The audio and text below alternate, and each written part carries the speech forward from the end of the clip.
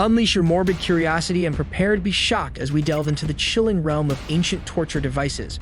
Instruments of agony that exceeded the bounds of imagination, inflicting suffering so excruciating that death may have been a merciful escape. From the Pear of Anguish to the saw, these ancient tools of torture were more than just instruments of punishment. They were nightmares made real, leaving victims scarred for life.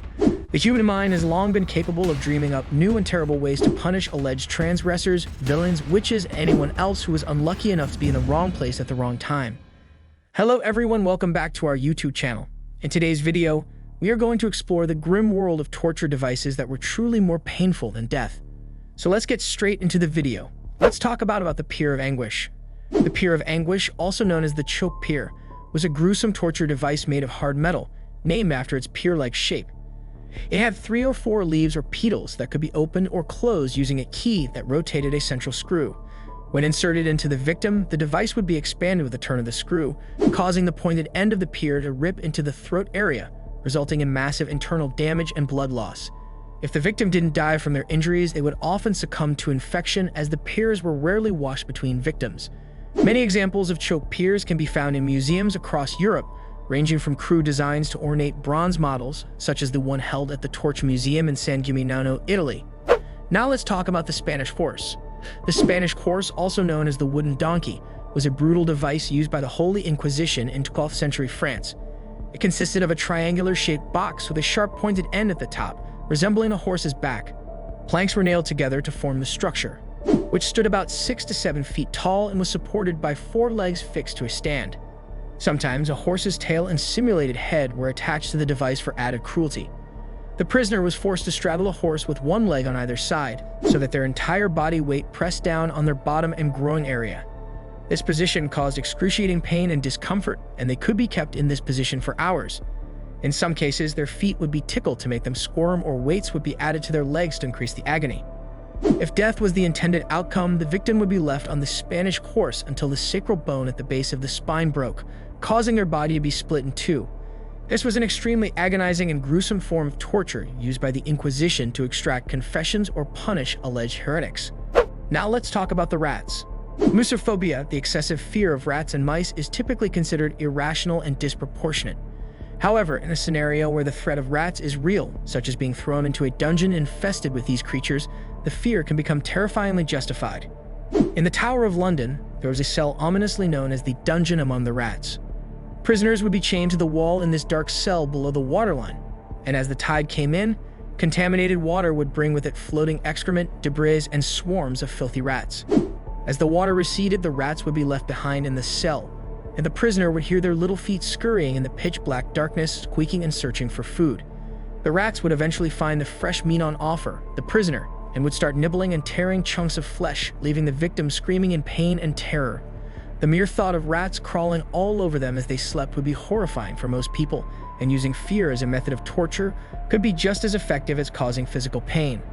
One particularly horrific form of rat torture, reportedly originating in China, involved stripping the prisoner naked and making them lie on their back on a table while being tied down. A dome-shaped metal cage would be placed upside down on their abdomen, with hungry rats placed inside the cage. The rats would panic, scratching at the metal and the prisoner's skin, while the torturer added hot coals to a well in the top of the cage. The rats would become even more frantic, biting into the prisoner's flesh in a desperate attempt to escape. With their sharp teeth and claws, the rats would burrow holes into the victim's stomach and intestines, while the helpless prisoner screamed in horror. Similar reports from the 16th century describe a torture method using a pottery bowl instead of a metal cage. The bowl would be placed upside down on top of the prisoner, with hot charcoal piled on top of it.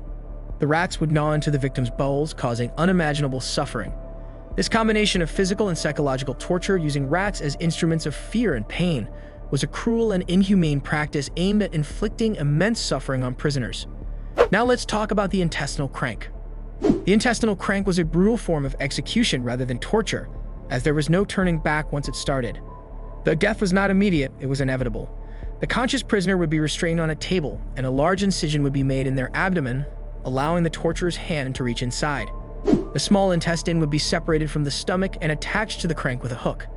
Then the crank would be slowly rotated, pulling out the entrails while the helpless victim could only watch in horror. In the end, there could be as much as 18 feet of guts wrapped around the crankshaft. The crank was deliberately turned slowly to prolong the procedure and make the suffering last as long as possible. Death was caused by a combination of blood loss and extreme pain, and no one was known to have survived this gruesome process. Now let's talk about the heretic's fork. The heretic's fork was a brutal instrument employed by Catholic inquisitors during the medieval Inquisitions, which originated in 12th century France against the Cathars. Heretics were viewed as a threat to the church and were subjected to severe treatment. The heretic's fork was crafted from metal and featured 4 sharp teeth, 2 on each end of a metal rod with a leather strap attached. The strap would be tightly wound around the victim's neck, causing discomfort. One end of the fork would be inserted under the soft flesh of the chin, while the other would rest on the hard breastbone. The length of the tool would be carefully chosen by the torturer to maximize the prisoner's suffering.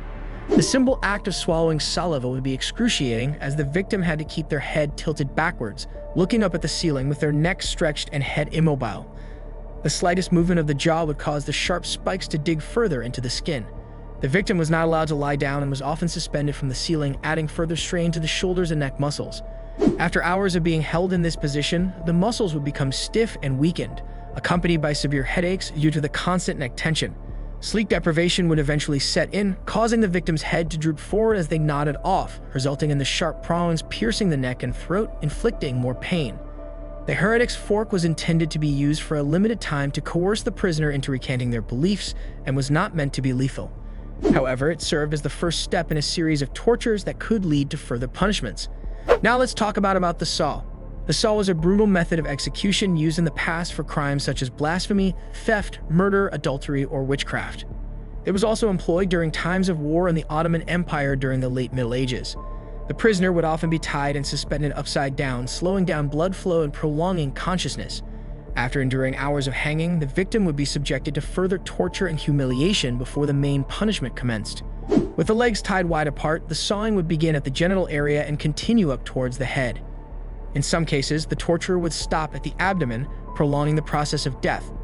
One notorious example was Hungarian General Michael Ziligi, who was captured by the Turks in 1460 and accused of being a spy and traitor.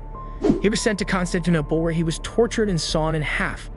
Another gruesome incident took place during the Ottoman conquest of Labo in 1463, where Commander Mahmud Pasha promised to spare the heads of the Knights Hospitalists who surrendered, but instead had up to 400 of them sawn in half, resulting in a horrific massacre. That's all for this video. Thanks for joining us on this video. We hope this glimpse into the dark past has left you both fascinated and disturbed by the unimaginable pain and suffering inflicted by these ancient torture devices. Be sure to subscribe to our YouTube channel and don't forget to hit that bell icon for regular updates.